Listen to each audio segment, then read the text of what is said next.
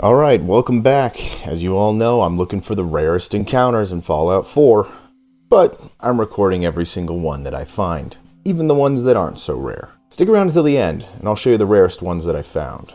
First we have the Cambridge eyebot encounter. This one's pretty common as far as random encounters go, but only until you've completed the quest, so you might miss it. And it's only because it's trying to point you to Cambridge Labs for the quest there. Still, I like this little random encounter because it shows how bad things were before the war. Listen to what this eyebot says. Are you looking for a new career in science? Cambridge Polymer Labs is now hiring for a variety of positions. Apply today. Cambridge Polymer Labs, the global leader in the exciting field of commercial plastics. Now hiring. Apply today. Imagine this in our world. I mean, things are supposedly already bad economically when places like McDonald's have signs up that say help wanted. But imagine a place like Boeing sending out a robot to be like, do you have a background in science? Come to the local Boeing factory and help us build planes. And you could just walk in one and be like, one job, please! You're hired! We have such a small glimpse into what pre-Nuke America was like in the world of Fallout, but I feel like we need more of the full picture so we can understand stuff like this.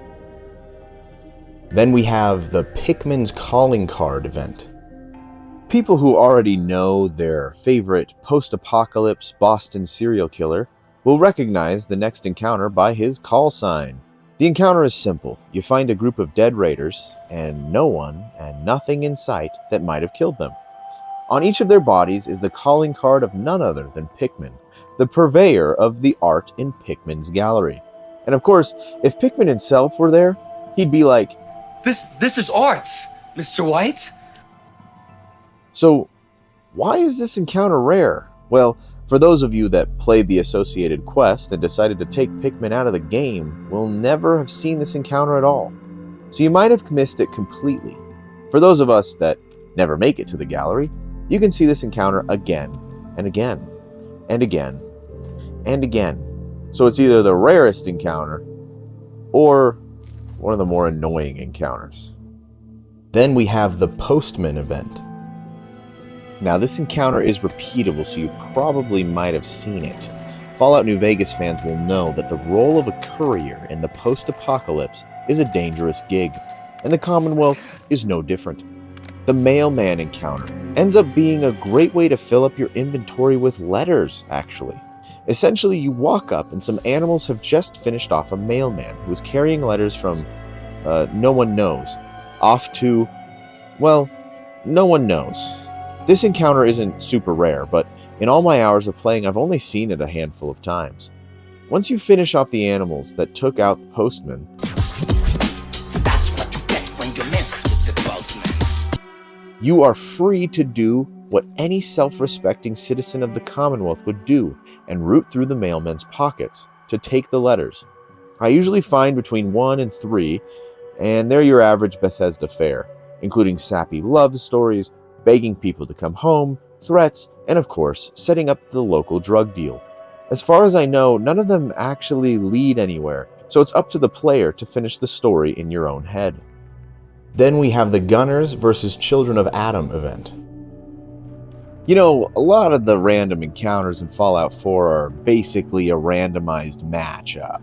So in the late game, you'll have the Brotherhood of Steel fighting the Institute and the Minutemen fighting synths, but I find some of the rarest and funnest encounters are stuff like this, where it's one group of enemies, like the Children of Adam, against another group of enemies, like the Gunners. I hate fighting the Children of Adam. I feel like their guns do way too much damage, and my stim packs aren't effective against them when I get hit. So, when I ran into this war zone, I thought for sure they would be mopping the floor with the Gunners, and be like, I'm sending it back to hell where it belongs. well, color me shocked to find out that the Gunners beat them, and kind of by a wide margin too.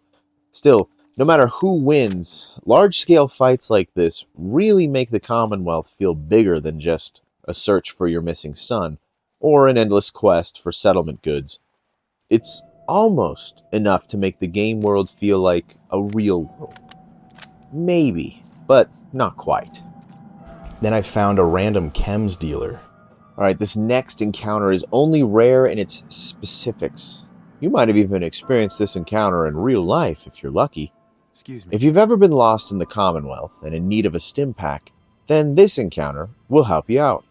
Basically, you stumble onto a mobile vendor who has one thing on his mind, selling you the chems you need. I got ketamine, meth, MDMA, Adderall, bromo dragonfly. There really isn't all that much else to say about him. He's interesting because unlike most of the encounters like this, he doesn't have a guard or anything to say besides offering to sell you whatever it is that you need. Heroin, coke, crack, codeine, oxys, perks. Then we have a Deathclaw fight.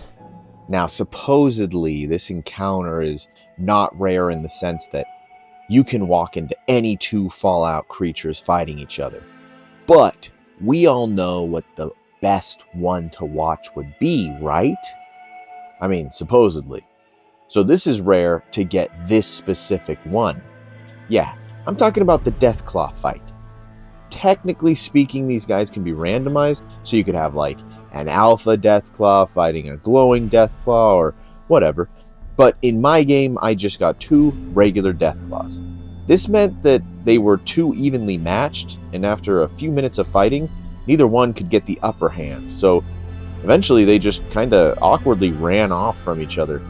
I won't lie, when I pictured a Deathclaw fight, I pictured a lot more of a kind of end of the world type event. I've seen videos of 2 grizzlies fighting each other, and it's so gory I can't even share it with you guys on YouTube.